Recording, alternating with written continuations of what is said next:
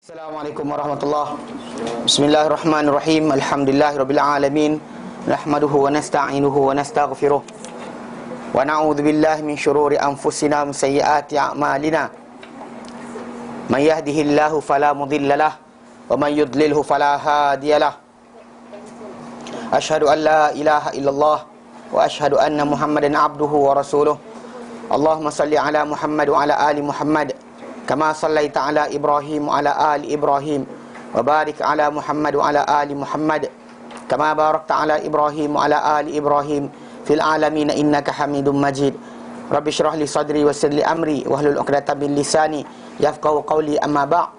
Alhamdulillah, kita bersyukur kepada Allah dapat lagi bersama-sama untuk kita meneruskan kelas pengajian kita berkenaan dengan tata cara penerimaan ilmu dan juga penilaian agama dalam Islam, yang mana kita sampai pada bahagian yang kedua buku ni, itu tentang tata cara ataupun muamalah golongan ahli bid'ah dengan nas-nas syarak. Kerana kita kata jadi ahli sunnah atau ahli sunnah kerana perangai mereka ataupun pendirian mereka terhadap nas. Itu mereka ada sifat, itu pertama mengagungkan nas, kemudian memastikan kesahihan nas, dan ketiga betul faham nas. Okey, itu tiga perkara. Kemudian ada pun pada orang-orang yang ahli bid'ah ni, dia ada tiga asas juga. Yang pertama itu adalah berani menolak nas atau menentang nas yang tak sama dengan apa yang mereka suka. Kedua, mempermainkan usul-usul penilaian syariah. Kita kata itu ada beberapa sifat. Itu antaranya hari itu. Yang pertama adalah mereka percaya Quran, tidak percaya hadis. Kedua, mereka percaya separuh nas, tolak separuh nas. Dan yang ketiga sekarang ni, pembohongan terhadap Rasulullah SAW dan tidak mengambil berat penyampaian sunnah, menipu atas nama Rasulullah. Jadi hari itu kita sebut bahawa dia ada dua kumpulan. Satu kumpulan yang bersandar pada pembohongan. Dia buat penipuan dan dia buat tipu atas nama Rasulullah SAW. Itu macam Imam Syafi'i menyatakan, dia kata, aku tak pernah lihat di kalangan ahli hawa nafsu yang paling disaksikan berdusta berbanding golongan Rafidah. Dan golongan Syiah ni antara paling banyak membuat penipuan atas nama Rasulullah SAW. Apa hadis yang, apa benda perkara dia rasa baik, dia buat hadis untuk perkara tersebut. Nampaknya kita masyarakat kita pun dah terikut-ikut sama perangai macam ni. Dalam WhatsApp hantar macam-macam benda dia hantar. Kan, siapa buat siapa, kalau nanti tengah-tengah bulan ni dengarlah, pada malam ini bulan betul-betul di atas Kaabah, maka berdoalah kerana macam-macam. Actually benda no such thing. Tak ada daripada Rasulullah SAW punya ajaran pun, tapi ditambah-tambah lah. Macam sebelum Ramadan bermaaf-maafan. Bukan maksud dia tak boleh bermaafan. Memang kita kata kena bertaubat daripada dosa-dosa besar, kerana dosa-dosa kita yang banyak takkan boleh dibersihkan oleh Ramadan kecuali dosa besar itu dibuang dahulu. Tetapi bukan maksud dia kena jadikan tradisi kerana ada doa Jibril dan sebagainya. Bahkan kita suruhlah semua orang bertaubat daripada dosa-dosa, sebab hadis Nabi yang sahih, yang Nabi katakan, as-salawatul khams, salat 5 waktu sehari semalam, wal jum'ah ila jum'ah, jumaat ke jumaat, wa Ramadan ila Ramadan, Ramadan hingga Ramadan. Semua benda tu adalah mukaffiratun lima bainahun. Mana solat 5 waktu setiap hari, seminggu sekali Jumaat, dan setahun sekali Ramadan. Semua sekali adalah penghapus dosa bagi apa di antaranya. Syarat ujung dia, idza jtunibatil kabair, atau majtunibatil kabair, selama dijauhi dosa-dosa besar. Meaning that dosa besar kena taubat dulu. Jadi galakkan orang bertaubat, pakailah hadis yang sahih. Kenapa perlu reka-reka cerita bohong? Tapi kisah maksud dia betul kan? Tipu pula, dah tipu. Kemudian kata maksud dia betul, buat apa? Jadi konsep ni kena faham. Itu kumpulan pertama. Kumpulan kedua, yang kita kata dia tak buat penipuan, penustaan, tapi dia tidak mengambil berat langsung berkenaan dengan mana yang sunnah, mana yang bukan sunnah. Tak ambil berat. Bahkan tak semak langsung nas. Bahkan kita kata kadang mereka mengheret umat kepada banyak benda perkara yang dahsyat kerana perkara-perkara macam ni. Maknanya contoh macam kisah-kisah, kadang-kadang kisah yang tentang Nabi sendiri pun, ya. Tapi kisah yang saya dengar kemarin dekat televisyen, ketika subuh, lepas subuh tu, ada ustaz cakap, kadang-kadang ustazah bercakap. Jadi ada pun ustaz orang tu bercakap. Dia cakap pasal cinta. Cinta. Betul? Ya. Lepas tu dia sebut tentang Hasan Al-Basri. Hasan Al-Basri dia kata dulu pernah mencintai seseorang wanita, nampak seorang, dia muda, cantik, kemudian pergi masuk pasar, nampak seorang perempuan cantik, kemudian dia ikut perempuan tu kata kenapa, dia kata kerana mata kau cantik. Perempuan tu kata tunggu, balik rumah nanti wakil aku datang. Lepas tu Hasan Al-Basri tunggu kat rumah, tiba-tiba hantar mata. Kan? Mazhab mana yang boleh korek mata? Pasal kalau orang suka pipi, kita potong pipi. Mana ada dah macam tu? Kalau terlampau cinta Ta'ala, tak nak diganggu oleh cinta manusia, buat macam tu. Mazhab mana? Satu. Kedua, kisah tu dusta. Pasal mana ada kisah tersebut tentang Hasan al-Basri punya hidup macam tu? Dia dari muda lagi, dia adalah orang yang dipuji. Hatta Umar bin Khattab anhu, lihat dia, Umar puji dia. Para sahabat Nabi jumpa dia kecil lagi budak ni. Ni Hasan Basri punya guru-guru sesat mula, kemudian baru dia bayang macam tu tau. Dia baca kisah-kisah macam ni lah, kata maksud dia kita ni dosa banyak, tapi kalau jadi macam Hasan Basri pun boleh juga. Macam itulah. Semua tak nak beramal, semua nak shortcut. Within that, masalah itulah menyebabkan masyarakat kita ni semua nak shortcut. Semua nak cepat. Tak nak melalui proses belajar, tak nak melalui proses letih datang kelas sebagainya. Walaupun Ustaz Ponteng kan. Gelak ke Ustaz? Okey, baik. Apa? Okey, jadi ini kena faham. Jadi letih, penat belajar. Tadi itu yang kita kata usaha para ulama dalam belajar dan mengajar. Dan actually benda tersebut dari Nabi SAW menyatakan di antara benda yang Nabi kata, bila Nabi kata masalu ma ba'atsanillah bihi minal ilmi wal huda, permisalan apa yang telah utuskan aku dengannya daripada ilmu dan petunjuk, kamathali ghaisin, seperti hujan asaba arda, yang menimpa tanah. Fakana min tayyib, mana ada tekanan tanah tadi yang elok, satu bahagian tu elok. Dia kata bila datang si hujan tadi, kata ambatatil kalaa wal ushbal kathir, dia tumbuhkan pokok dan juga rumput yang banyak. Jadi bahagian tanah elok tadi adalah ajadib, yang liat, amsakatil ma. Lalu orang ramai dapat manfaat daripada situ, dan juga manusia dapat manfaat dan binatang dapat manfaat itu. Lalu orang manusia pun minum kan, berternak dan juga menyiram tanaman daripada apa yang dia dapat kat situ. Sebahagian budak tanah tu dia kata ajadib. Bukan qa'an safa. Mana tanah tandus, tanah pada pasir. Yang tandus. Yang tak boleh tumbuhkan pokok, tak boleh takung air. Nabi kata itulah permisalan. Dia sebut permisalan orang yang belajar, memahamkan diri agama dan mengajar. Belajar dan mengajar. Dia belajar apa benda dalam agama ni, kemudian dia menyampaikan balik. Mana manusia dapat manfaat daripada agama berkenaan dengan sebab turun. Macam hati dia tu macam tanah yang elok. So jatuh saja hujan, maka tumbuhlah dan juga dapat takung air dan sebagainya. Maka orang semua dapat faedah. Ada pun satu lagi tu yang turun hidayah tadi, tak ada kesan apa-apa langsung. Jadi Nabi berikan mereka belajar dan mengajar pada perkumpulan yang pertama. Yang kedua tadi, yang tak tertoleh kepala dia kepada apa yang Nabi bawa sedikit pun. Mana Nabi berikan arahan macam tu. Macam hatta Nabi hadis yang datang, man yuribillah bi khairan yufaqihu fid din. Barang siapa yang dikehendaki Allah Taala dengannya kebaikan, Allah Taala fahamkan dia dalam agama. Tapi macam mana dia faham agama? Duk diam aja, dapat tunggu ilham? Tak. Nabi kata lepas tu, wa innamal ilmu bitta'allumi. Ilmu hanyalah dengan belajar. Ilmu hanyalah dengan belajar. Mana maksud dia, orang tu kalau dia tak nak belajar, dan what suppose tu kita cakap apa dengan dia? Tapi lah kisah-kisah sufi ni banyak pelik-pelik tu. So sebarkan. Jadi menunjukkan kadang orang tak nak beramal, tak nak belajar, duk diam, kisah dan sebagainya. So benda macam ni kita kata bahaya. Jadi kisah-kisah ni macam dia kata dekat sini, diterangkan itu, mana tadi ikut sampaikan, dia kata banyak benda-benda yang hadis mutawatir pun mereka tak faham, tak kenal. Okey.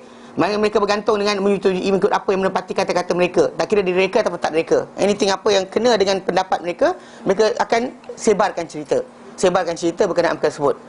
Lalu mereka beralih kepada hadis-hadis yang diketahui milik Rasulullah SAW secara pasti dan yakin bahawa ia ada pendustaan baginda.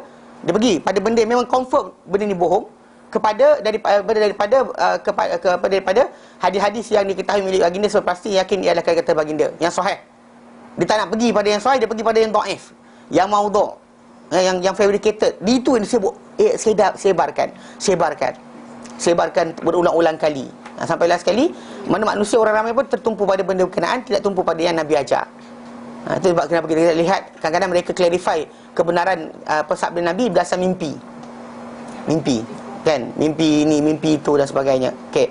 Jadi dia kata itu mereka tidak mengetahui kehendaknya, bahkan kebaikan mereka tak mengetahui makna-makna Quran pun, bahkan apatah lagi hadis, bahkan tak menghafal Quran pun. Kata macam dia hafal qasidah tapi tak hafal Quran. Tinggalkan Baqarah. Dia cakap dia nak buat effort besar bagi seorang tu kalau betul-betul dia faham hadis Nabi SAW.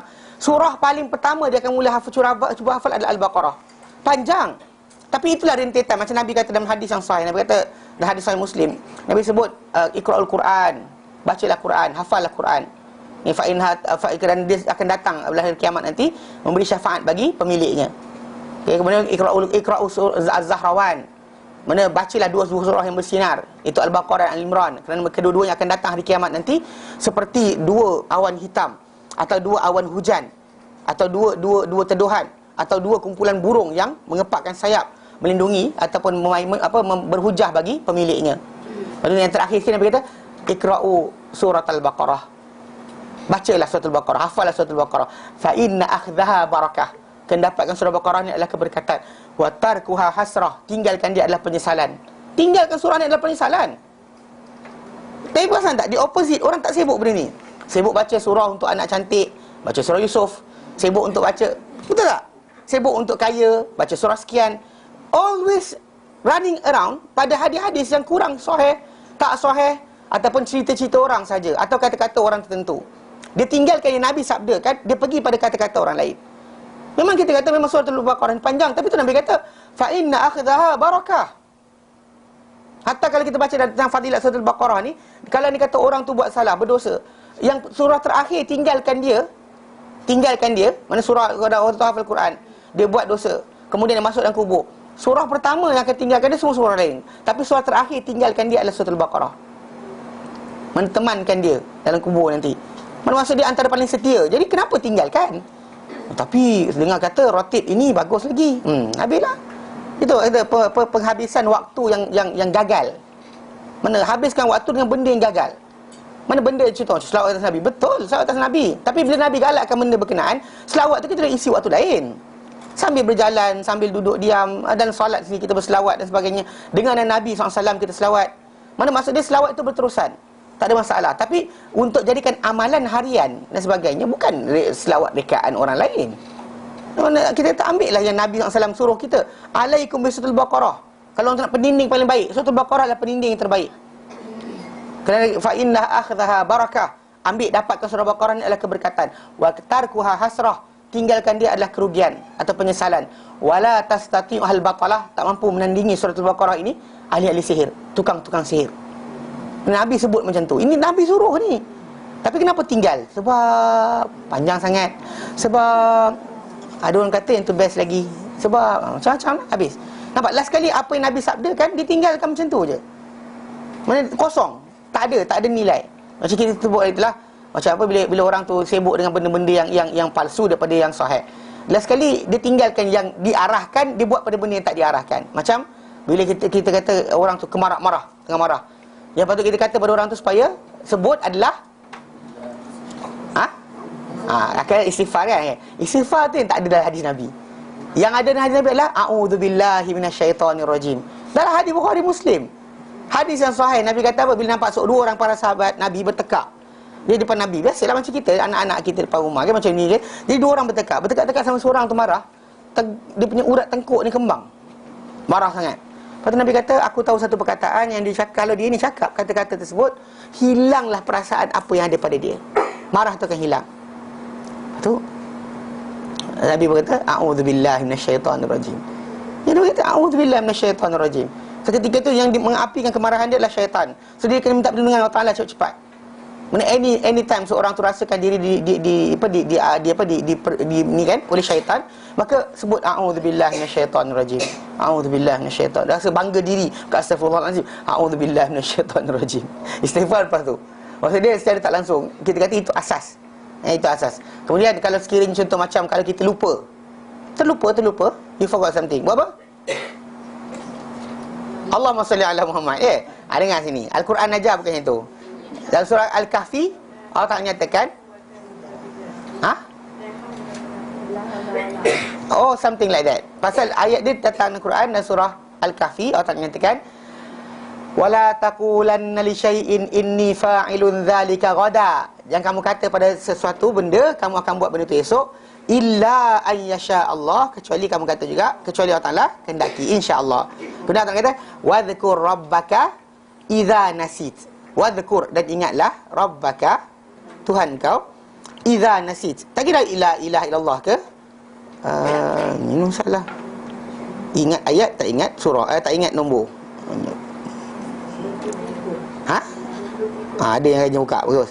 23, 24. Ayat tu 24 Ayat kita nak 24. Wadhkur rabbaka idza nasit, dan ingatlah Tuhanmu bila kamu lupa. Macam lupa, ingat Allah Taala. Lupa ingat Allah Taala. Ada orang kata, betul Ustaz, itu kalau dah terlupa. Ini kalau tak terlupa, kita apa? Kita tengah nak mengingat. Samalah. Tak ada sebutan tertentu ke atau? Tak ada. Idza nasit, udhkur rabbaka. La ilaha illallah. La ilaha illallah ke, kan? La haula wala quwwata illa billah ke. Anything yang concern ingat Allah. Kan? Faham tak?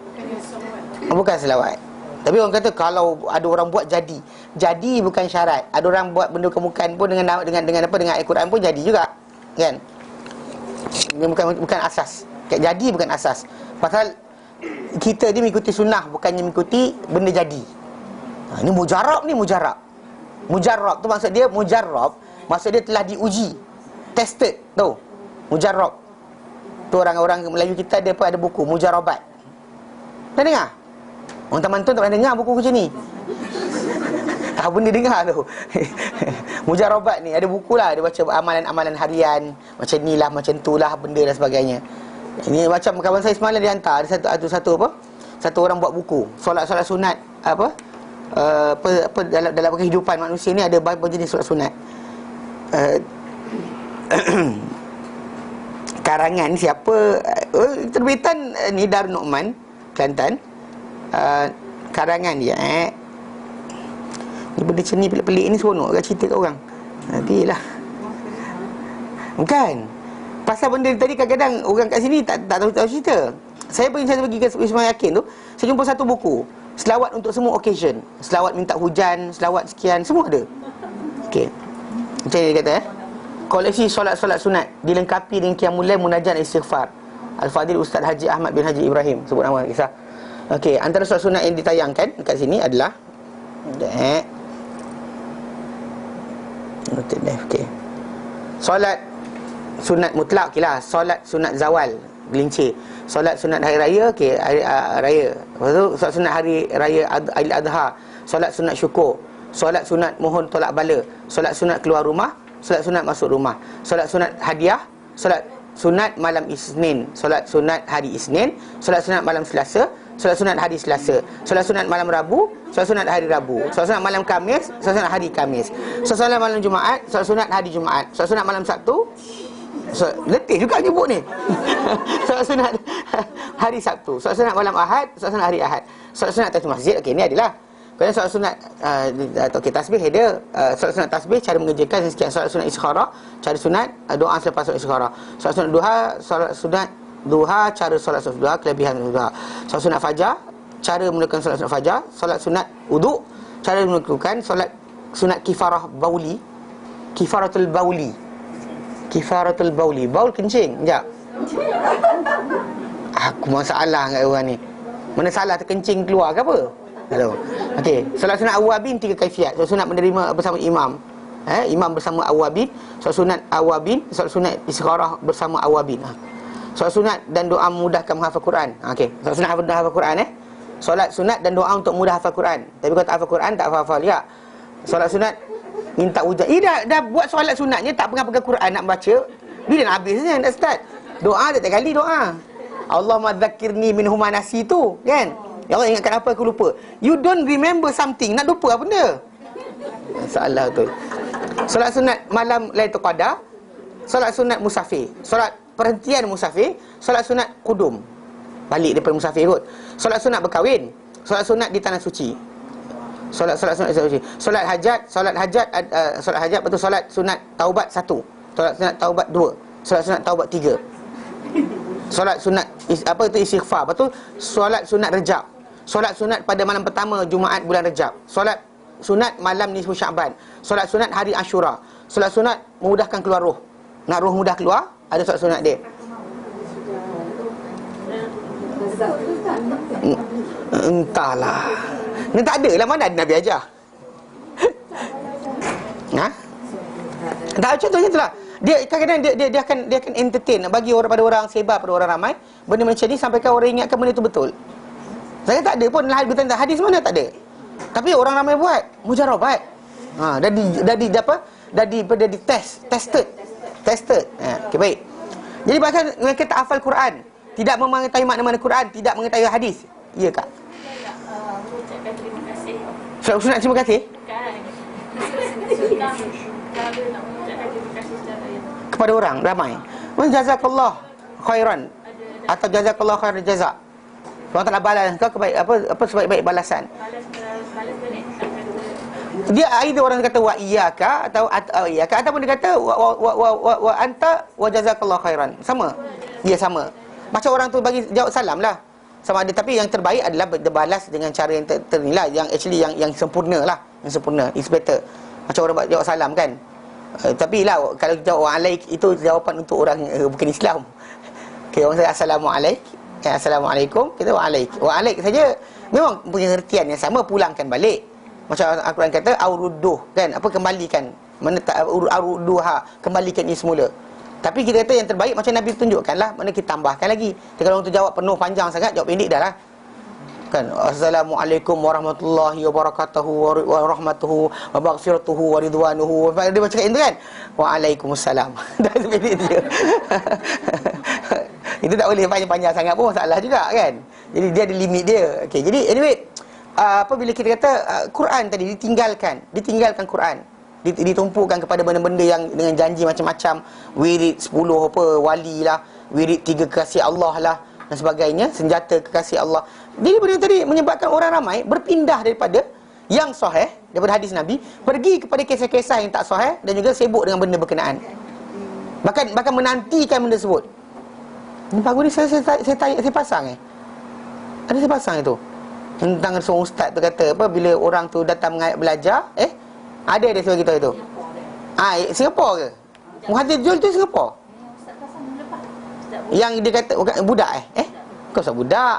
Yang dia kata bila seorang tu buat selawat tu Nabi datang. Tak ada Oh lain minggu depan dia mimpi Nabi baca dia punya. Itu yang kisah Imam Ghazali tu. Itu satu lagi. Muhathir Jul kan? Dia kan? Ada same. Cuma lepas tu dia cerita je siapa yang cakap lepas kita pilih ni, setiap kali kita belajar kitab tu, ni ulama tu ada datang sekali. Contoh dia kata Imam Ghazali, kita baca Ihya Ulumuddin, Imam Ghazali hadir. Kalau kita baca Ibn Kathir hadir. Itu yang saya berkata, kalau Ustaz Yunus mengajar Zadul Ma'ad, Ibn Qayyim Al-Jauziyah hadir. Itu masalah juga. Jenuh semua sekali. Dia reka-reka. Jadi kadang-kadang macam kepercayaan yang ada pada golongan ni, contoh macam Nabi hadir ketika buat selawat Maulid. Itu dia pegang benda tu. Pegangan dia. Ya ke? Oh bukanlah. Mana maksud dia bukan yang Ihya Ulumuddin tu. Yang lain. Yang ini lain. Tak dengar Mana satu ku hantar? Banyak sangat orang sesat. Masalah tu. Ya. Dia kalau sikit tak apa, banyak sangat jadi masalah. Kita pun was-was zaman satu kumpulan nak tahu. Banyak sangat mazhab dia. Kalau satu je jenis tak apa, banyak macam jenis dia. Macam mana satu entah. Encik balik masalah agak. Banyak pula kerja lain. Hei. Okey. Nak minta ke siapa Ya.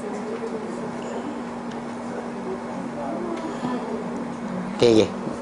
Dengar cakap je lah. Okey. Macam mana? Bukan sama ke? Bukan benda tu. Orang lain. Yang Singapura tu lain. Ini lain. Ini macam tak boleh je. Sekarang tak nyala pula.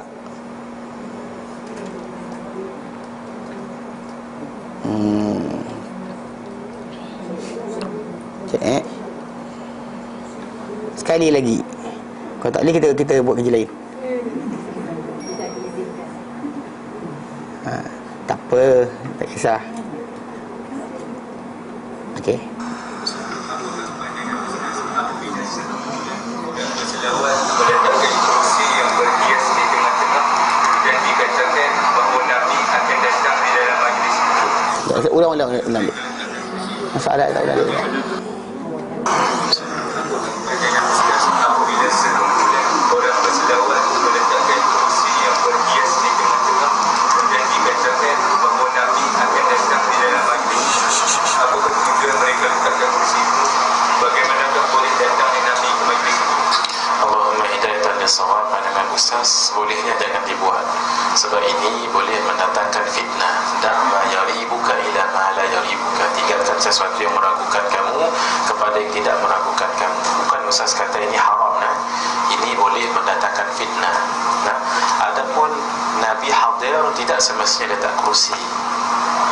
Ana punya seorang sahabat, alhamdulillah, beliau Allah bagi kelebihan boleh nampak Nabi yaqadha. Boleh nampak Nabi yaqadha. Alhamdulillah. Masya-Allah, tabarakallah. Tidak semestinya letak di situ kursi. Sudah baik dah maulid, sudah baik dah qasidah, letak macam tu bukankah nanti akan mengundang komen-komen yang tidak bagus, terutama sekali orang-orang yang juhala, orang-orang yang jahil. Tidak perlu. Kalau Nabi mau hadir di mana pun Nabi duduk boleh. Tidak perlu sedemikian. Karena itu hindarkan, sampai yang buat sebegini hindarkan, sebab ini akan memancing akan komen-komen yang tidak benar. Walhal mustahil, tidak mustahil. Nabi boleh hadir. Malah kalau kita baca kitab Syekh Azhar Nujini, kalau ada orang yang kasyaf di kalangan kita, beliau boleh hadir. Imam Azhar Nujini boleh hadir. Kalau Syekh Salim Al-Hadrami, dia boleh hadir. Guru kami Syekh Ahmad Fahmi Zamzam sebut tidak mustahil orang yang membaca kitab Imam Al-Ghazali, Imam Al-Ghazali hadir. Tetapi tinggal lagi guru ataupun sahabat-sahabat yang nampak tidak bagi tahu, takut jadi fitnah. Nah, kita tak bagi tahu begini pun dah orang fitnah lah kita. Kita tak bagi tahu ni orang dah fitnah. Ni kan pula jaga-jaga hak belakang zina, jaga-jaga. Sebolehnya hindarkan benda itu, walaupun tidak mustahil dan tidak perlu untuk letak di tengah-tengah, nanti jadi dikatakan pemujaan dan sebagainya. InsyaAllah Nabi akan hadir, insyaAllah. Itu kalau nak beramal, kalau punya himmah yang kuat. Anda nak cerita satu kisah. Ini berlaku kepada salah seorang anggota kumpulan Rabbani. Dia cerita dengan ustaz orangnya fiqah tanpa menyebut nama. Dia punya seorang kawan. Ketika Habib Zain datang, Habib Zain itu bertahu, Habib Zain bin Ibrahim bin Suhail datang. Habib Zain panggil dia dalam ramai-ramai. Habib Zain panggil dia, "Ta'al, apa amalan kamu?" Gitu. Ketika Habib Omar datang, Habib Omar pun panggil dia, "Apa amalan kamu?" Dia kata, "Saya pun tak tahu kenapa mereka panggil saya. Yang saya amalkan setiap minggu, saya baca Maulid Ad-Daibai pada malam Selasa. Pada malam Selasa dia baca Maulid Ad-Daibai, Isnin malam Selasa. Pada malam Jumaat dia baca Maulid Al-Barzanji." Bila kita dengar tu, kita pun nak buat sama kan? Semangat dia. Abtadi'u lillah. Tidak. Di Barzanji, abtadi'u lillah bismillahil aliyyah mustadhiran faidul barakati ala ma ala lahu awla wa usalli wa usallim ala mausufil muqaddimin sampai akhir. Itu pun dah menguap 10 kali.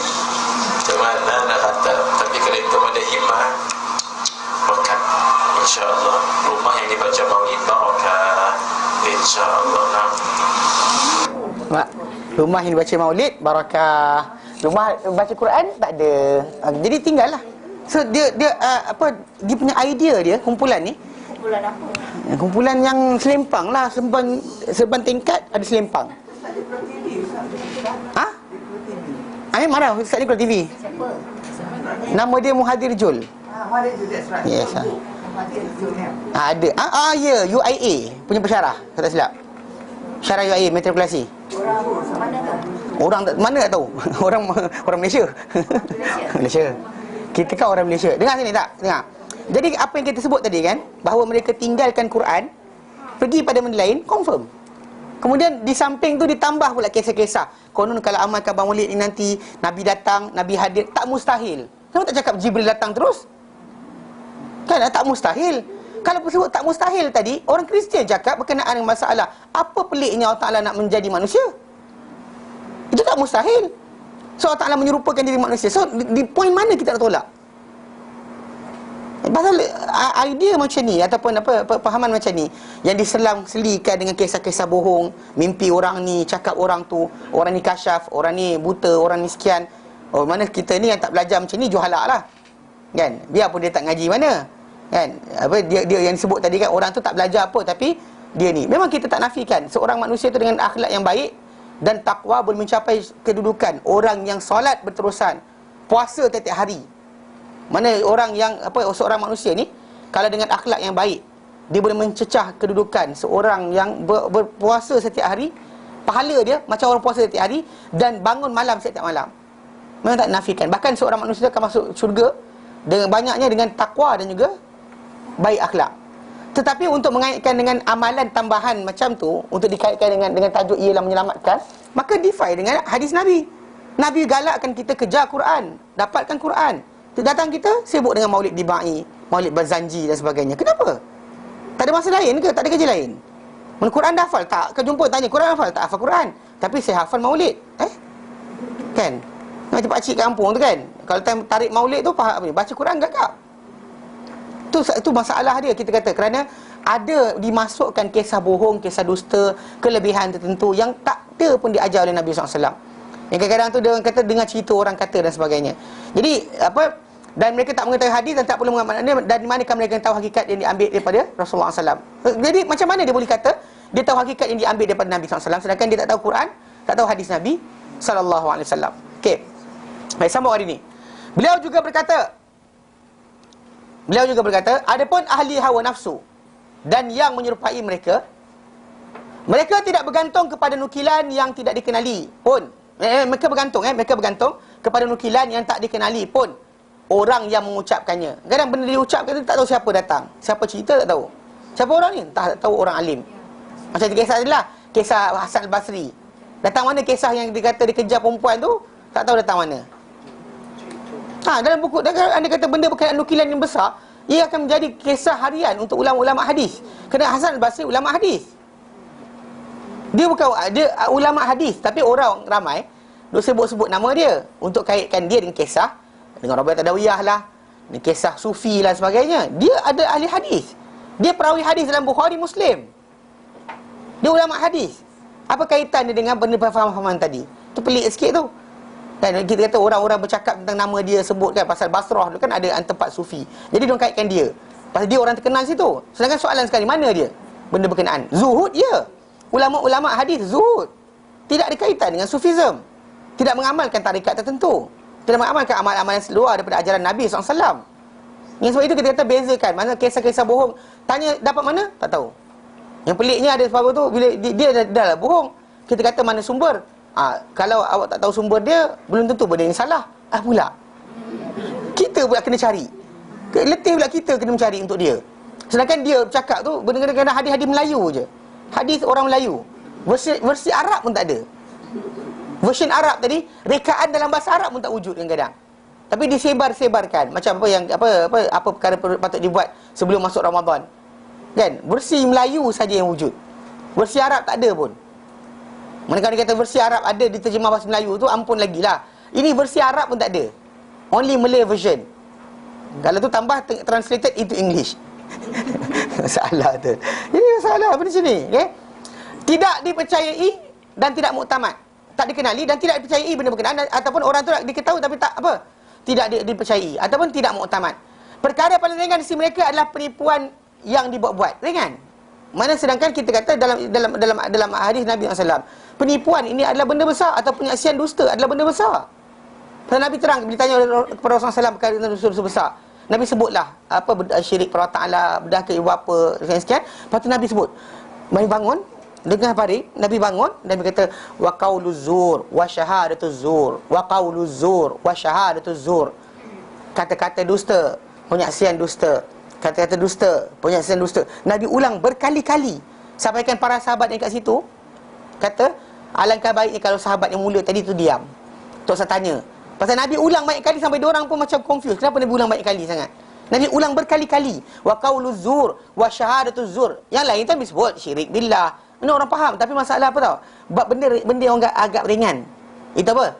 Penipuan yang apa, kata-kata dusta atau penipuan yang dibuat-buat ni tidak berat. Kan, niat baik, apa salahnya? Kalau baik, apa salahnya? Jadi dia teruskan. Dia dusta, pendustaan, tapi diorang tak kisah. Walaupun atas nama Nabi, Jibril pun naik dikaitkan. Nak kata dia dengar, tak. Tapi buat, orang yang paling mengetahui di kalangan mereka, orang paling tahu di kalangan mereka ni, tidak merujuk dalam apa yang dinukilkan kepada asas. Dia nukilkan kepada asas. Mana apa benda dia buat, dia cakap, dia tak balik pada Quran, tak balik pada sunnah. Bahkan dia rujuk kepada perkara-perkara yang didengar daripada orang-orang jahil dan pendusta, serta riwayat ahli pembohongan yang nyata. Mana orang-orang yang kita tak tahu datang mana cerita tadi, kisah dusta, kisah bohong, itu sibuk dia nukilkan, ulang-ulangkan. Macam dia kata, dia sebut apa? Dia sering, contoh macam kalau saya tengok satu kumpulan tu, dia mulakan dengan apa? Awaluddin Ma'rif. Dia nak mulakan pada orang ramai untuk masuk ideologi dia. Lepas tu dia kata, sabda Nabi SAW, Awaluddin Ma'rifatullah, awal agama itu mengenal Allah. So sebenarnya tak selesai semayang kalau tak kenal Allah Ta'ala. Kita faham pengertian berkenaan, tapi kenal macam mana? Kenal macam ni, rupa depan-depan? Tak. Kita kenal Allah Ta'ala dengan ghaib. Takut pada dia dengan ghaib. Kenal dengan dia pun dengan ghaib, bukan dengan nampak. Allah Ta'ala uji kita dengan satu benda yang paling besar. Itu apa? Kita nampak Allah Ta'ala. Kita cuma tahu sifat Allah Ta'ala berdasarkan wahyu. Itulah cara kita mengenal Allah Ta'ala, tidak cara yang lain. Dan tahu orang ni kata, tapi kalau awak tak tahu rupa dia kat sini, macam mana nak kenal rupa kat sana? Ada. Kena yang tak belajar, betul juga. Macam mana tu? Ni masalah ni. Jadi benda macam ni dimainkan. Tapi dia mula start dengan satu hadis, rekaan yang disebut itu Awaluddin Ma'rifatullah, bukan hadis Nabi. Tapi dia sebarkan Awaluddin Ma'rifatullah. Dia start jumpa orang, dia nak masukkan jarum dia, cucuk dengan Awaluddin Ma'rifatullah. Cucuk benda tu, orang tu terkejap kejap, dia masukkan semua sekali idea dia ada. Tak masalah. Lepas tu jadi tarikat dan sebagainya. Ini cara mereka buat, bergerak. Modus operandi dia. Dia datangkan hadis palsu satu, kemudian dia sumbatkan. Macam Syiah, datangkan dengan hadis sekian, sibukkan dengan benda berkenaan. Mana dia sering main macam tu. Mana digunakan hadis palsu, hadis dusta dan sebagainya untuk masukkan kepada orang ramai ideologi mereka ada. Bahkan dengan situ dia mula bergerak, kan, minta duit orang dengan cara macam tu, kata akan sekian, kampung ini akan selamat kalau baca ini, baca itu dan sebagainya. Dia buat ke dah? Sebarkan. Tanya mana hadis Nabi, tak ada. Kan kalau kita belajar faham sikit, contoh macam bab selawat. Selawat ni free of charge. Tak payah bayar orang pun. Takkanlah bila kita kata buat program tu kan, tak reti berselawat ke? Soalan. If you ask yourself, mana punya beratnya selawat, sedangkan Nabi ajar kita selawat yang terbaik. The one that Nabi ajar dalam solat is the best. Pasal Nabi yang ajar kita cara selawat ke atas baginda SAW. Nabi ajarkan, Allahumma salli ala Muhammad wa ala ali Muhammad kama. Nabi ajar. Para sahabat tanya, ya Rasulullah, kami tahu beri salam pada engkau macam mana. Macam mana kami nak selawat kat engkau dalam solat kami? Macam mana kami nak selawat kat atas engkau dalam solat kami? Nabi kata, qulu, sebutlah Allahumma salli ala Muhammad. Kalau orang ringkas mati itu saja benda ni saja, semua orang buat. Tapi dia kata nak special sikit, tambah secret recipe tu. Tu dia kata, yang resipi apa? Resipi Habib ini, Habib itu. Dia masukkan kepada masyarakat benda macam ni. Lepas tu sekali dia tambah pula kisah. Orang ni baca hari tu, kemudian dia sakit, kemudian sembuh. Orang ni baca sekian, orang sikit, dia sebarkan kisah tadi. Dia kan, apa Al-Busiri punya kisah apa ni? Maula ya Rabbi salli. Kan yang Maula yang nak domok nasyid tu. Saya tak reti menasyid masalahnya. Payah nak nasyid. Kan kerja nasyid. Saya bukan penasyid masalahnya. Kecil-kecil tadika adalah 10 kayu daunnya rimbun tu. Tapi faham mana dia kata dia orang edarkan, dia kata kalau baca benda ni akan sihat daripada sakit dan sebagainya. Kan kita kata yang peliknya, para sahabat Nabi mati penyakit banyak bersepah. Bukan seorang. Mati dibunuh ramai. Tak ada timbul tajuk bahawa mereka tak dijaga oleh Allah Ta'ala. Bahkan Allah Ta'ala beri pada manusia ni cara mati yang Allah Ta'ala tentukan. Kita mati bila? Kita mati macam mana Allah Ta'ala tentukan dah. Tak usah lari lah, lari pusing mana pun akan kena. Tapi yang lain pasal tak ada dosa pahala. Tajuk dosa pahala tadi, kita ada choices kita buat untuk berada di mana. Ketika kematian, contoh macam nak berada di kelab malam. Ciri itu tajuk lain. Tapi mati macam mana cara kita mati? Mati dilanggar ke? Macam orang mati syahid kan? Fisabilillah. Cara mati dia boleh jadi jatuh kuda.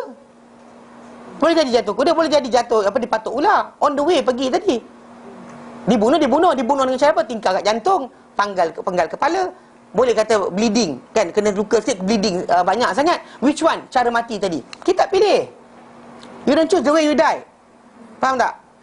Tapi mati di mana? Bila? Ya. Itu kira kata benda tu ada dosa pahala kita. Bahkan memberikan kita kebaikan bila kita pergi tempat untuk kebajikan, mati ketika itu, dan kita dapat pahala kerana mati ketika kita pilih untuk pergi tempat yang baik.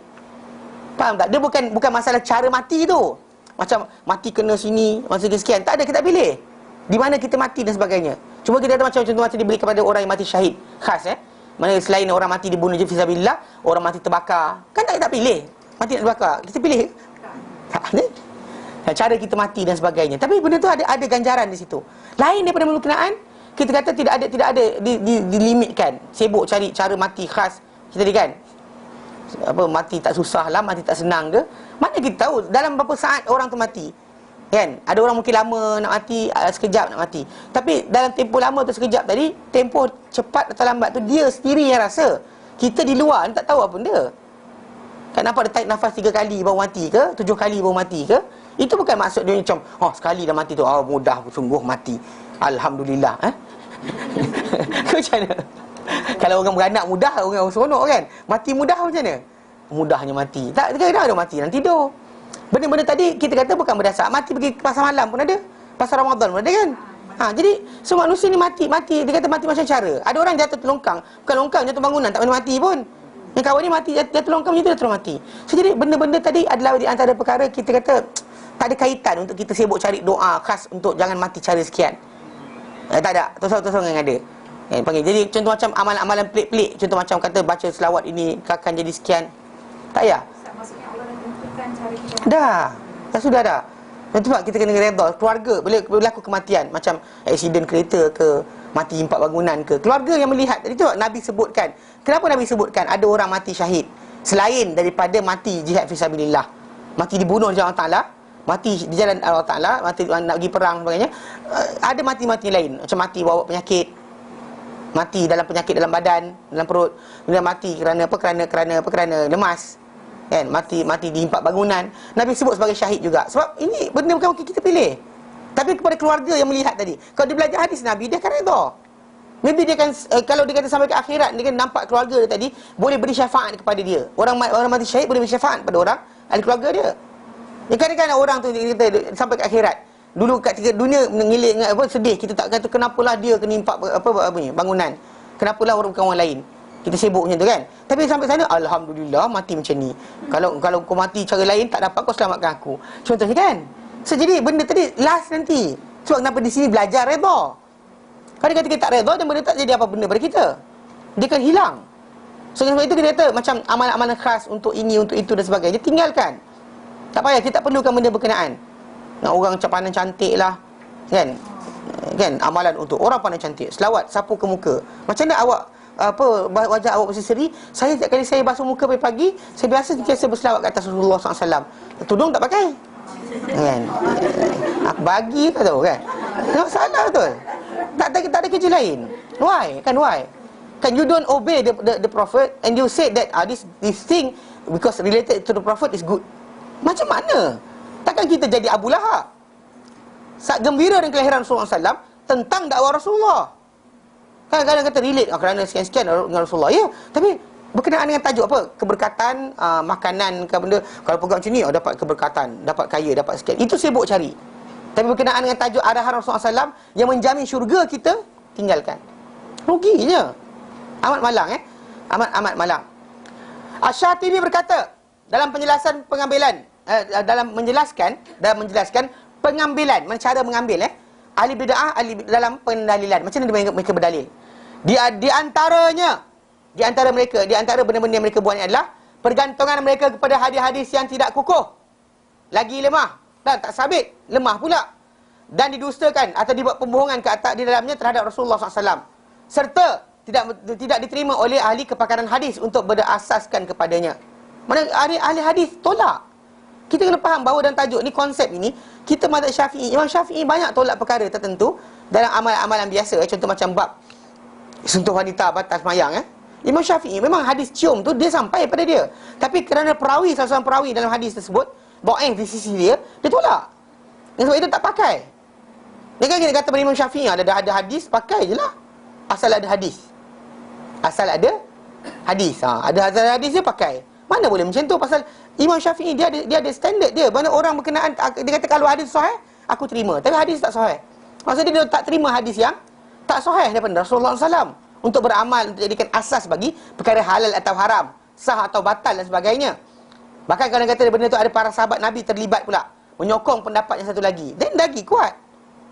Faham tak? Jadi secara asasnya kita kata mereka mesti bergantung pada hadis yang sahih, bukannya hadis-hadis yang palsu ataupun tak tahu sahih ke tidak, ataupun nampak macam sahih tapi tak sahih. Tak boleh pakai macam tu.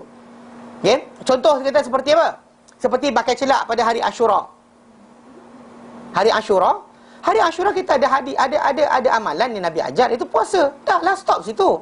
Takkan puasa je. Kan puasa je cukup ke? Puasa je. Ada lain tak? Sembahyang malam tak mau. Solat malam Nabi suruh tak nak buat. Tapi bila ada tarikh-tarikh tu beria dia nak buat. Sibuk gatal. Kan? Kita kata. Jadi sibuk nak pakai celak hari Ashura. Muliakan ayam putih. Ayam warna putih tu dimuliakan. Relate dengan dia lah hadis palsu yang datang tentang ayam putih lah. Makan je lah ayam tu. Ayam untuk makan. Memang betul Nabi SAW menyatakan jangan maki ayam. Pagi-pagi kena dia berzikir. Dan mengejutkan orang semayang. Dia berzikir kan, dia berzikir. Jadi memang, tapi makan ayam, ya Nabi makan. Tak ada hadis datang Nabi makan ayam. Tadi mutajab yang kata tak makan ayam sunnah. Dia kata fried chicken, makanlah ayam. Itu ada nyonyek juga kan. Nabi, benda boleh dengan Nabi galakkan lain. Benda boleh. Mana benda tu harus dalam agama, harus dalam muamalah, itu satu benda lain. Tapi untuk kata berkenaan dengan tajuk apa, tajuk ayam putih dimuliakan sampai tak boleh sembelih makan dan sebagainya, mana ada dalam Islam? Atau contoh macam orang tu kata kalau kesian tak boleh makan. Mazhab mana?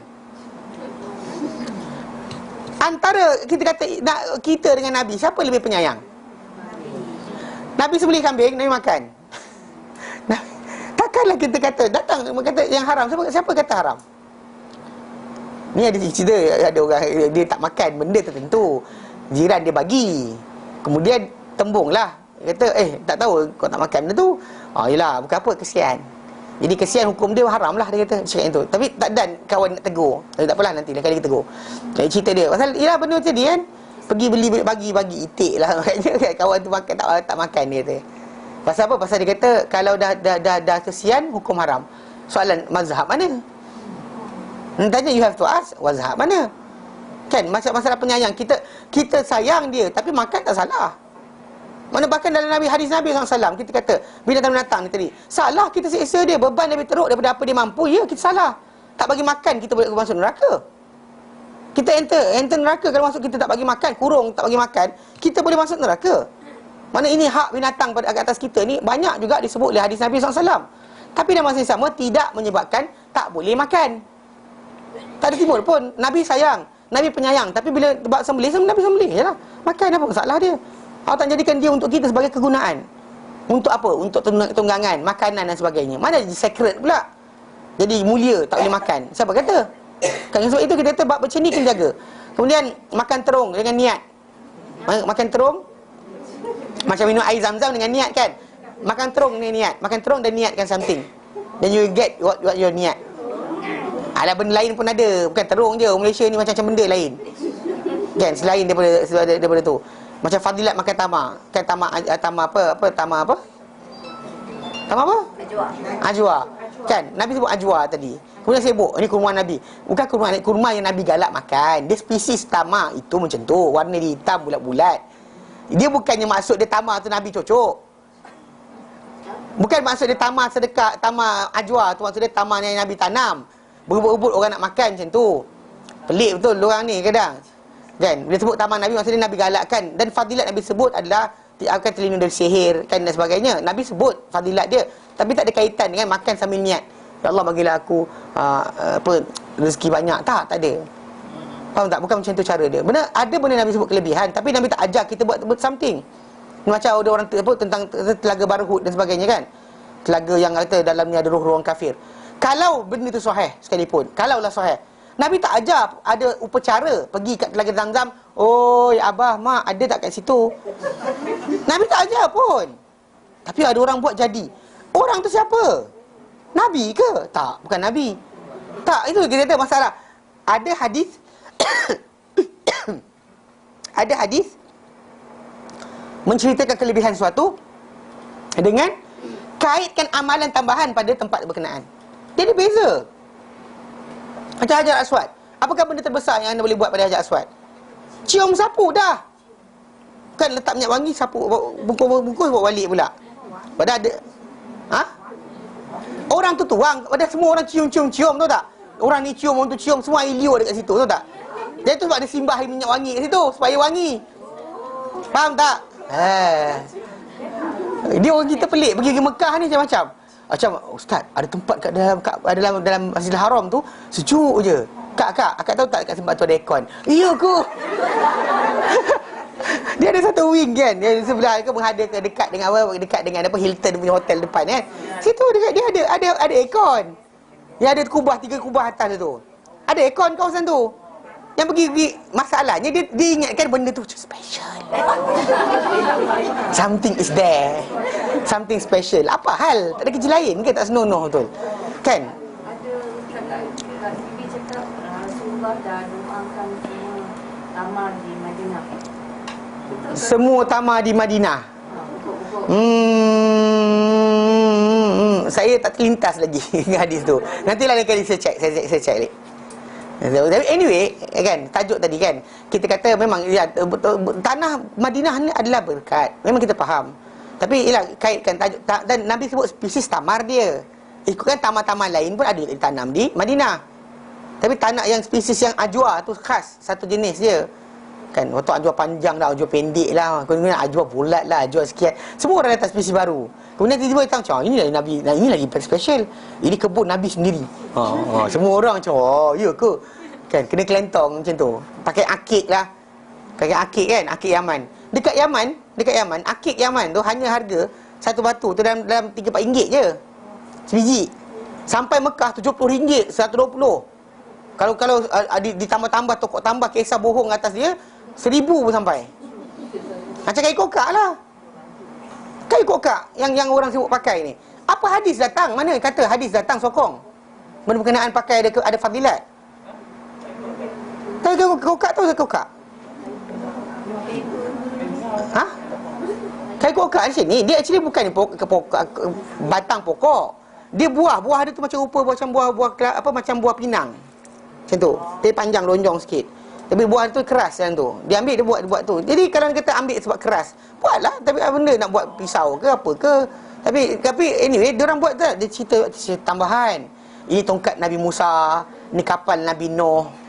Apa lagi? Semua sekali dikaitkan. Lepas tu pakai fadilat lebih. Yang best yang tukang jualnya mutawif lah. Mutawif yang duduk belajar sana. Orang suruh belajar di mutawif. Kemudian tak tahu cerita, kemudian dia sibuk jual benda ni. Kenapa? Tak, kita kata nak sebut satu benda tu bagus, elok. Kalau dia kata dalam tajuk agama, ataupun beri fadilat dan sebagainya. Kalau dia kata scientifically proven, ya. Silakan macam drugs, dadah kan, Panadol tadi. Dia bukan masuk badan kita. Ada orang masalah, dia kata apa? Kalau tak boleh percaya kain kokak, jangan percaya Panadol. Kalau kain kokak syirik, Panadol syirik juga. La ilaha illallah syirikalah. Dalam Islam, apa benda yang fizikal? Tahu fizikal? Macam pisau tikam luka, kan? Pisau hiris luka. Anda mengelak pisau itu, anda tak syirik pun. Biarpun sebenarnya yang memudaratkan, menafaatkan adalah Allah. Tapi kalau anda tak trade pada benda berkenaan, macam api membakar, pisau yang tajam memotong, anda mengelak diri anda benda berkenaan, anda tidak syirik. Betul tak Nabi SAW pergi dengan para sahabat pergi masuk perang, ada baju besi. Kalau tak pakai je baju plain biasa, apa masalah dia? Kenapa? Sebab kalau nak putus juga. Betul? Kalau yang menjadikan cedera adalah Allah, bukannya pisau. Kalau pisau tu Allah tak izinkan. Kenapa Allah tak nak izinkan? Dengan sebab itu kita kata macam Panadol atau ubat-ubat yang pelali dan sebagainya. Ubat-ubat itu dia drugs masuk dalam darah kita. Doktor boleh ceritakan di mana sensor badan kita yang dia akan hilangkan. Dia akan jadikan benda tu macam kebas sementara. Tu orang tu macam hilang sakit kepala. Sedangkan kepala dia masih lagi sakit. Sebabnya actually Panadol ni dia menutup perasaan apa rasa sakit tu. Dia macam bius, tahu bius kan? Orang tu nak dibelah tangan dia, dibius di sini. Jadi satu tangan tak terasa. Tu je. Bukan maksud dia benda tadi dia telah sihat. Tak. Bahkan kalau sakit kepala, demam ke apa, tidur, berehat. Bukannya datang orang kata lawan juga, makan Panadol dan jalan juga. Itu kita membahayakan badan kita. Jadi seorang doktor daripada UAE cerita saya, dia kata dengan kami lah di Yaman, dia kata 3 benda sebenarnya menyebabkan manusia boleh hidup lagi. Sakit, mengantuk, stres. Sakit, mengantuk, stres. Kalau 3 benda ni Allah tarik daripada kita, salah satu kita mati. Pasal bila kita kata macam tak ada sakit kan, maksudnya kita pegang besi panas pun hancur tangan kita, kita tak rasa. Tak ada rasa apa pegang-pegang kan. Dah cari daging jatuh dah, melekat dekat periuk tu. Macam orang kadang-kadang kena kecil manis kan, dia hilang dia sakit. Dia tak sedar daging tu dah hilang. Kan? Jadi last sekali hancur, badan dia akan hancur. Hanya kerana apa? Tak sakit. Dia sakit tu adalah rahmat. Kemudian ngantuk. Ngantuk maksud dia anda punya badan dah tak cukup oksigen dah. Tu dia gitu kan. Jadi anda pun boleh ngantuk. Actually pasal ketika waktu berkenaan, badan anda tak larat dah, tapi anda lawan juga. Dan tak ada masalah. Dan yang terakhir, stres. Macam stres kan. Stres adalah saraf anda letih. Saraf letih. Badan makan madu, saraf lain. Saraf otak kita punya lineage tak sama dengan kawasan otot kita. Dia letih saraf. Jadi saraf tu letih, dia stres. Tinggalkan. Jangan lawan. Dan sekali orang yang banyak stres, jadi banyak ada orang kena sleep disk dan sebagainya. Dia bukan sebab kerana angkat beras 30 kilo ke 100 kilo. Stres je. Lumpuh pun ada. Ada orang lumpuh kerana stres, betul tak? Tapi stres tak termasuk lagi dalam insurans kesakitan dia tak masuk. Walaupun sebenarnya ia adalah benda betul. Tapi yang kelakarnya dia kata apa? Channel lah benda tu kepada benda yang baik. Ini jadikan insurans tak nak tanggung ni tahu. Dia sebenarnya salah juga. Kan itu dia kata, janganlah ikut jalan sekian, kenapa accident? Accident bukan kita nak, stres juga bukan kita minta. Tapi seorang manusia tadi malah kita kata diajarkan dalam Islam. Contoh untuk mengalirkan rasa tertekan dan sebagainya, dia kena alirkan perkara lain, sedar redha Allah, qadar Allah Taala, redha dan ketentuan Allah Taala, belajar untuk fikirkan pahala yang dapat daripada tekanan ataupun ujian tadi. Jadi benda tu akan mengurangkan. Tapi secara tak langsung kalau orang tak pandai kawal, sungguh dia akan menyebabkan sampai peringkat ada lumpuh pun dia. Kan dia sihat macam biasa, sekali kena terus ni. Macam seorang tu, budak tu, kawan saya cerita, budak ni student kita kat malam datang cerita, kawan dia seorang, dia kata baik, dapat gaji banyak, gaji 5 figure, 5 angka, gaji 5 angka. Banyak 5 angka kan. Kita 4 angka macam bangga dah kan. 4 angka sengih seorang. Macam benda nak beli. Ini gaji 5 angka. Satu hari dia collapse. Bukan accident motor kan, tidak, dia collapse. Cek rupanya pendarahan otak telah berlaku. Sekarang ni apa? Dia lupa. Tak kenal orang. Dia kenal siapa tapi dia tak ni. Macam solat dia reti lagi, tapi dia dah mula hilang ni. Pasal ada berlaku pendarahan. Benda tu luar kita nampak dia happy dengan 5 figure tadi kan. Tapi tak, bila berlaku kecederaan macam tu, habis insurans tanggung. Mana ada. Walaupun sebenarnya beban kerja dia ketika berfikir tadi lebih berat daripada orang lain. Kan dia angkat benda berat, tapi benda tadi membahayakan nyawa dia sebenarnya. Tapi anyway, itulah kisah dia. Benda-benda yang kita kata, benda-benda yang kita tak boleh nak kaitkan. Jadi itu kalau benda-benda yang fizikal. Kalau ni kata benda-benda yang contoh macam tak nampak, macam pen Ustaz Adli, pasal dia idea dah sembuh dengan pen tadi, pegang pen ni tadi akan dapat faedah. Masalah lah. Kan datang mana? Macam depan ni kan, macam dulu kita letak air kan, bila bukan bulan Ramadan. Ustaz Karimam cakap, Ustaz Fadil cakap, semua cakap dekat air kat sana kan. Jadi kita ambil siap kan. Nak beli air depannya. Orang tak nampak. Kenapa? Air ni Ustaz cakap kan. Ini masalah lah. Pasal kita kata kita tak ada jaminan di situ. Pasal bila berkaitan dengan ghaib, dosa, pahala, syurga, neraka, something about penyelesaian hidup kita dan sebagainya, ia tak boleh jadi dalam bentuk yang kita kata ghaib yang tidak betul. Faham? Kena balik kepada asas yang benar. Baik, jadi dia kata makan celak, makan terung dengan niat. Dan dia kata, contoh baca kisah Nabi tawajud. Tawajud ni sini, orang tawajud ni adalah lafaz bagi orang tarekat. Bila dia dapat rasa something, Contoh macam apa, dia kata kat sini dan bergoncang tawajuk dia sini. Bila orang, siapa pernah masuk tarekat angkat tangan? Okeylah, yang depan saya tahu siapa masuk. Okey, yang sini, dia dalam tarekat dia ada upacara. Antara upacara dia termasuk yang macam kesiahan Hana tu, actually itu kita tengah samak dia panggil. Samak program mendengar bacaan qasidah, bacaan selawat, bacaan sekian.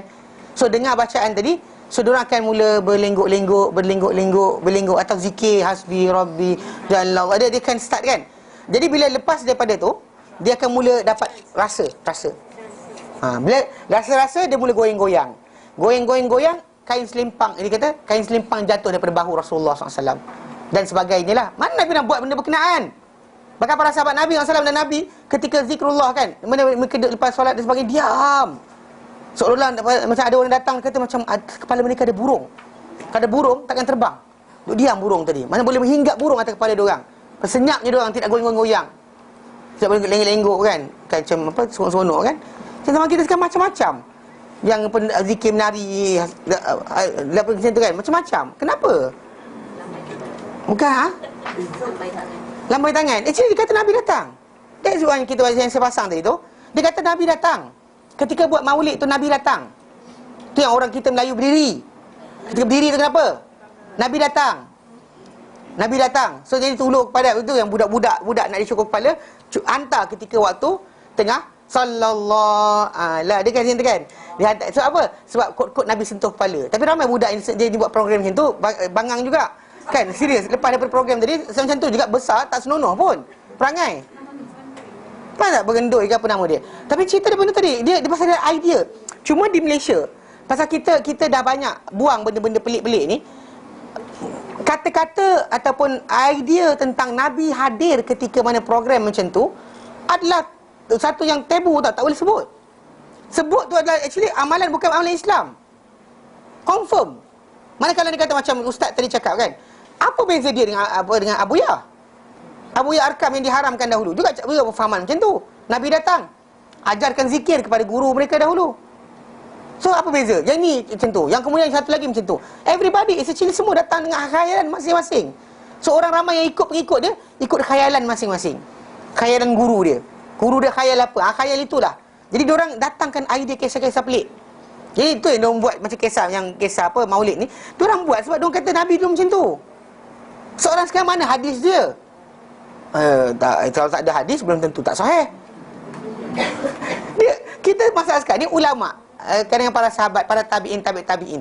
Mereka menukilkan daripada guru kepada anak murid kepada anak murid berikutnya tentang apa yang mereka dengar daripada Nabi SAW, apa mereka belajar daripada Nabi SAW. Tak ada mereka tinggalkan satu benda pun. Pasal tu kenapa Allah Ta'ala pilih para sahabat untuk menjadi pendamping Rasulullah, untuk menjamin Islam tidak rosak. So kenapa kita amat-amat berkeras menentang dan menolak Syiah yang memburukkan para sahabat Nabi SAW? Sebab mereka cuba cucuk ataupun cuba terbalikkan, rosakkan asas Islam atau orang yang menukilkan kepada kita asas Islam. Pasal kalau buang sahabat Nabi, maka buang Islam. Anda tak boleh dah. Pasal apa? Quran yang anda baca tu adalah apa yang para sahabat belajar Rasulullah, ajar pada orang berikutnya. Pasal orang pertama menghafal Quran daripada Rasulullah SAW adalah para sahabat. Sama Nabi pernah beritahu daripada siapakah patut orang belajar Quran, daripada orang sekian orang. 7 orang Nabi letakkan. So maksud dia bila Nabi dah ajarkan macam tu, maksud dia memang para sahabat Nabi dipercayai. Datang orang ni tapi sahabat tak maksum. Ya, betul. Tapi bukan maksud dia kita kena doubt para sahabat dan kata macam barangkali dia reka-reka. Tak, para sahabat Nabi SAW, mereka mempunyai asas pegangan, mereka takkan buat benda Nabi tak ajar. Dan apa lagi untuk memahamkan orang ramai benda Nabi tak beritahu. Mereka limited pada situ. Sebab bila orang buat benda bukan-bukan ni, kita tanya hadis Nabi, sahabat Nabi pun dia gagal nak kaitkan. Mana sahabat Nabi yang buat benda ni? Sahabat tak buat tapi belum tentu salah. Dia keep on going dengan zikir tu. Zikir apa? Kalau tak ada pun boleh jadi. Betul. Mana awak tahu kod-kod ada orang yang hafal benda tu tanpa lintas para sahabat? Kalau tak lintas para sahabat, lintas siapa? Lintas siapa? Kalau tak lintas para sahabat, lintas siapa? Amalan dibuat tadi. Yang macam ni ke? Yang macam ni ke? Yang macam ni ke? Direct dengan Allah. Direct dengan direct dengan Allah Ta'ala. Sebab apa? Sebab guru dia tadi dah melepasi tahap para Nabi. Tahap apa? Diorang tahap wali. Kan golongan ni wali lagi tinggi dari Nabi. Balik mana? Kisah Khidir hari tu. Kita bincang kan mula-mula itu. Mereka menafikan para rasul atau mengatakan ahli falsafah mereka lagi tinggi daripada rasul. Bila mana mereka kait kisah Musa tak tahu, Khidir tahu. Nabi saya dah jawabkan, saya kata Musa tak tahu, Khidir tak tahu. Ini sebab mukjizat para anbiya dia berbeza-beza. Khidir alaihi salam, dia actually adalah nabi. Kalau ni kata orang kata apa, dia nabi. Pasal dia nabi, dia nabi dan dapat wahyu Allah Taala. So tak pelik untuk dia bertindak di atas arahan Allah Taala. Macam Nabi mendoakan amin amin, Jibril datang. Para sahabat tak nampak Jibril. Para sahabat tak nampak Jibril ketika tu suruh amin, tapi para sahabat dengar apa Nabi naik tangga, amin amin amin. Kan? Jadi maksud dia benda tu yang kita kata Nabi SAW macam tu dengan Khidir. Kerana apa yang Khidir tahu, Musa tak tahu, tak pelik. Pasal setiap Nabi ni ada mukjizat berlainan. Apa Khidir boleh buat, Musa tak boleh buat. Tapi apa Musa buat, Khidir tak boleh buat. Khidir tak boleh buat. Tapi dan satu, okey, kalau pertama dia Nabi. Kalau Nabi dan benda yang dipelajari ataupun apa yang didapat tadi, tak ada siapa boleh dapat pasal mukjizat. Semacam mana tak ada siapa boleh dapat Quran baru, atau tongkat Musa baru, atau cincin Sulaiman baru dan sebagainya, maka tak ada siapa boleh dapat ilmu Khidir. Tapi ada orang kata, tapi ustaz dia wali, dia bukan nabi, dia wali. Okey, fine, saya tak apalah. Dia wali. Tapi kena tengok karakteristik ilmu dia. Ilmu Khidir boleh halalkan yang haram. Soalan sekarang, mana guru yang boleh kata halalkan yang haram? Habib-habib ni try cakap tengok. Saya sebutlah, saya dapat ilmu yang boleh halalkan yang haram. Memang orang buang. Jakim halau lah. Kita confirm kita akan buat. Tapi masalah sekarang ni, benda ni dia akan main-main tahu macam tak ada. Tapi ketika dia action dia buat. Tindakan dia mengambil amalan yang Nabi tak ajar. Sebenarnya macam tadi lah saya kata, dia direct, dia kata dapat Allah Ta'ala. Pasal Allah Ta'ala ilhamkan direct pada dia, macam Allah Ta'ala ilham pada Khidir. Tapi problem dia, ilmu yang Khidir dapat bukan ilmu goyang-goyang badan, bukan mimpi, bukannya lambai-lambai. Apa yang Khidir dapat? Menghalalkan yang haram. Tak ada halalkan haram, bunuh nyawa, rosakkan harta orang. Itu kan benda halalkan yang haram. Kalau sesiapa di kalangan wali-wali kat Malaysia ni ke, kat Indonesia ke, dekat Yaman ke dan sebagainya, Syria ke, Jordan ke, kata wali ni kan, soalan, boleh halalkan haram ke tidak? Ilmu yang awak dapat, dia kata tak boleh sebab syariat anda ada. Dia bukan ilmu Khidir lah. Ilmu Khidir tadi langgar syariat. Dia konsep dia langgar syariat. Sebab apa? Nyawa mana, sebab bila halal nyawa? Bila nyawa halal? Tak pernah halal. Kecuali macam Nabi kata, la yahillu dam imri'in muslim illa bi ihda thalath. Tidak akan halal darah seorang individu muslim tadi melainkan yang salah satu di antara 3 perkara. As-sayyibuz zani, orang-orang yang telah berkahwin yang berzina. Wal nafsu bin nafsi, nyawa dengan nyawa. Dia bunuh orang maka halal darah dia. Wa tariku lidinihi al-mufariqu jamaah, orang meninggalkan agama dia dan memecah belahkan jemaah. Orang ni lah 3 halal darah. Maksud dia tak, darah itu haram, jadi halal dengan wahyu. Nabi dapat wahyu, Nabi bagi tahu pada kita apa yang halal. So meaning that, maksud dia macam Khidir juga. Dia bunuh budak tadi sedangkan Musa tak suka. Sebab apa Musa tak suka? Mana ada syariat halalkan bunuh orang? Tapi Khidir alaihi salam dia boleh buat. Sebab apa? Sebab dia dapat arahan Allah Ta'ala. Tu dia kata ujung lepas tu dia kata, wa ma fa'altuhu an amri. Aku bukan buat benda daripada urusanku sendiri. Maksud urusan siapa? Arahan siapa? Allah. Tu cerita dia. So janganlah khayal nak belajar ilmu laduni lah. Anda dapat apa? Dapat syurga banyak ke? Tak pun. Kenapa dia cakap apa roh ini tu masih hidup? Pasal itu kita pasal diorang nak kaitkan, contohnya lebih tinggi dari Nabi. Nabi pun mati, dia tak mati. Itu masalah dia, faham tak? Pasal dia nakkan macam-macam benda. Dia nakkan supaya tunjukkan Khidir lagi mulia. Ambil ilmu daripada Khidir, tak payah ambil daripada Nabi dah. Itu asas sebenar. Bahaya mereka ni. Tapi ialah, kita kata macam kes ni kan, Yaqazah dengan Nabi dan sebagainya. Nabi datang hadir ketika program maulid. Siapa yang ajar kan? Soalan, siapa ajar? Dah kita puji ramai-ramai, lama dia dengar, dia datang tu. A'udzubillah minasyaitanirrajim. Jadi kisah-kisah tadilah. Hadis-hadis bersanad dhaif, tidak berkabar-kabaran. Nabi SAW telah mengatakannya. Actually macam dia hadis dhaif ni, actually kebarangkalian dia dapat Nabi itu adalah rendah. Maka mungkin tidak langsung. Dan sebab itu para ulama, bila hadis-hadis dhaif ni tadi, kalau kita ceritakan, kita kena sebut, bagi tahu hadis ini dhaif. Itu cara kita amanah ilmu. Amanah ilmunya, hadis ini dhaif kita sebut, bagi tahu. Upgrade tu bukan dengan sebab suka hati dia. Hadis yang dhaif boleh naik pangkat. Okey, contoh sini. Dengan syarat pertama, dhaif dia tadi bukan dhaif yang melampau. Contoh macam dalam perawi dia tadi, tidak ada penipu, tidak ada orang yang tuduh menipu. Okey, itu syarat pertama. Kedua, dia boleh naik tahap bila mana tahu? Perawi dia yang dhaif tadi hanyalah mungkin lupa amalan, bukan hafalan, bukannya penipu hafalan dia tak kuat, ataupun dia terlupa, ataupun dulu kitab dia elok dan terbakar kitab. Ada ulama dulu mengajar kitab. Lepas tu kemudian terbakar kitab, lalu tak boleh mengajar dah. Dia ataupun dia buta ketika tua dan sebagainya, ataupun apa. Jadi diorang akan relate dekat situ. Dan kemudian bila hadis yang dhaif ni adalah hadis yang ada perawi dia yang lemah sikit, lemah kan, macam bukannya tak dipercayai, bukannya penipu, tapi dia adalah orang yang mungkin tersilap sikit, tersalah sikit dan sebagainya. Maka dalam sanad tadi dia dhaif dah. Kemudian ada hadis lain, 2-3 sanad lain yang ada, bukan tak lintas dia. Kalau lintas dia je sama je, lintas orang lain, tapi lemah juga. Lintas ni lemah juga. Dengan banyak-banyak tadi, hadis sudah menjadi hasan li ghairihi. Hasan li ghairihi. Mana hadis dhaif tapi boleh naik pangkat pada hasan li ghairihi. Kalau dia kata perawi dia tadi kurang kuat, dia hasan saja. Hadis hasan sebab kalau perawi dia kurang kuat. Dia tak ada putus sanad, dia tak kira putus sanad tu kira benda-benda dia tak terima pasal sanad putus. Tapi kalau dia kata benda tu tadi ada penyokong dan sebagainya, dia kena naik. Hadis tu lemah naik pangkat sebenarnya. Dia hasan, hadis tu hasan. Dia kalau setiap dia banyak sanad. Setiap sanad dia ada masalah. Sanad ini ada seorang ni, sanad ni sekian, tapi digabungkan dia naik. Tapi saya kata adalah dia syarat dia adalah tidak boleh ada pembohong, tidak boleh ada penipu, sanad dia tak putus. Kalau putus hilang sanad, tak ada kita nak nilai macam mana? Ada somebody there. Tak tahulah siapa orang tu. Tak boleh lah. Faham tak? Dia maksudnya somebody there. Siapa somebody tadi? Kena tahu. Kalau somebody tadi kita kenal, actually boleh kita nilai. Tak kenal langsung, tak wujud langsung, ada masalah. Okey, sebab itu kita kata hadis yang dhaif tadi naik pangkat dengan benda berkenaan. Okey.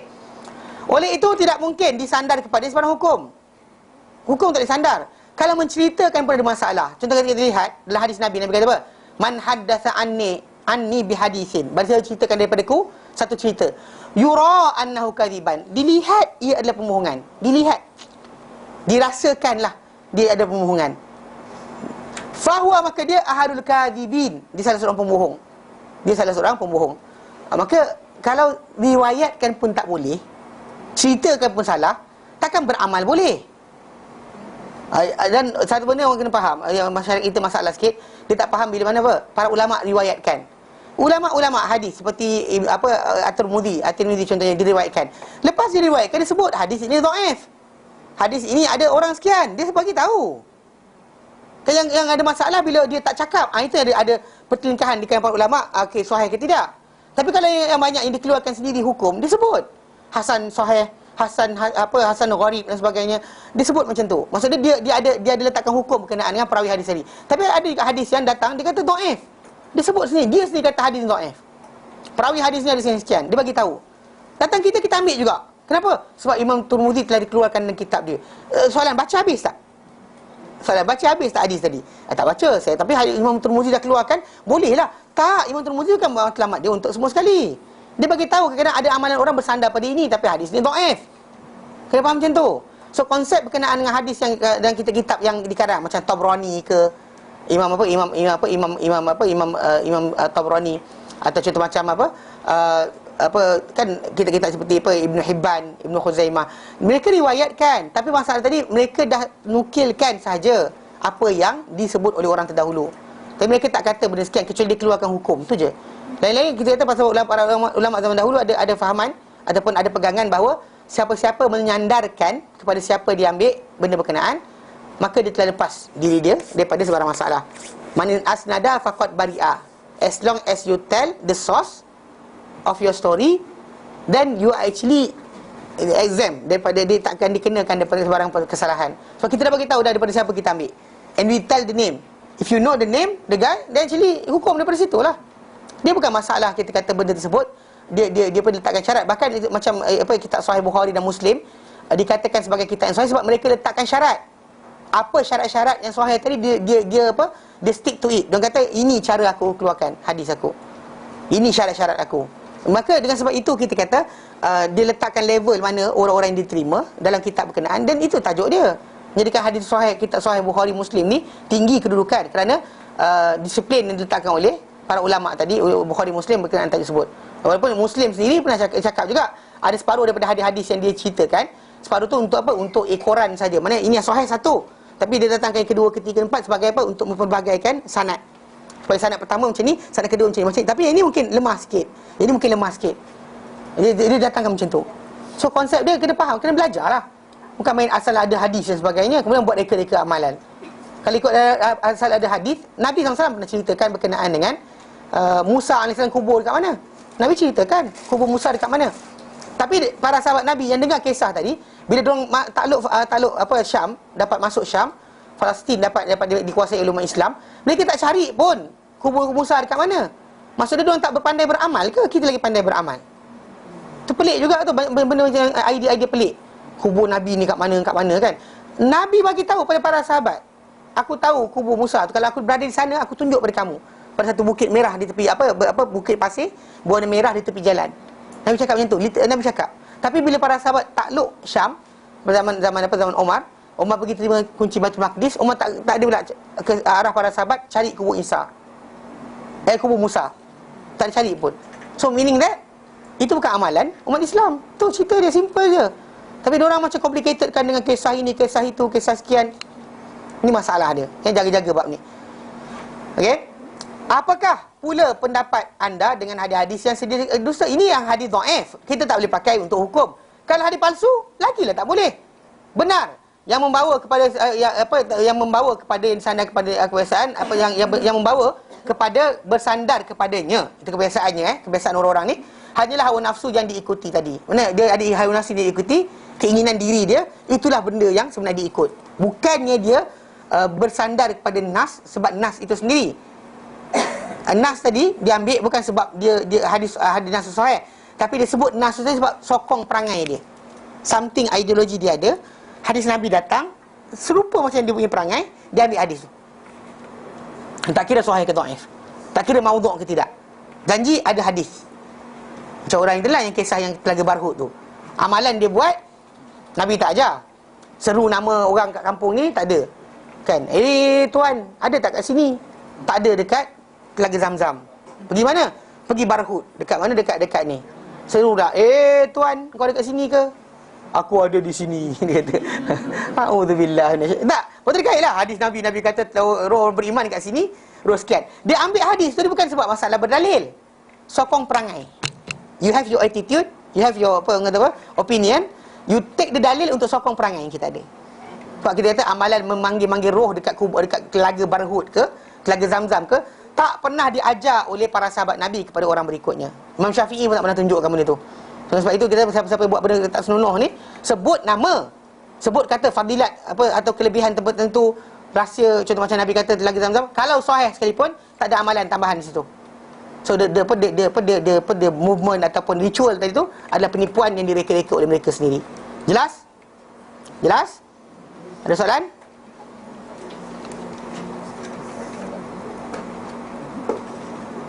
Tak ada? Tak ada tak ada, kita berhenti kat sini. Wallahu a'lam. Sallallahu ala sayyidina Muhammad wa sallam alhamdulillahi alamin. Subhanallah anta astaghfiruka wa atubu ilaik. Assalamualaikum warahmatullahi taala wabarakatuh.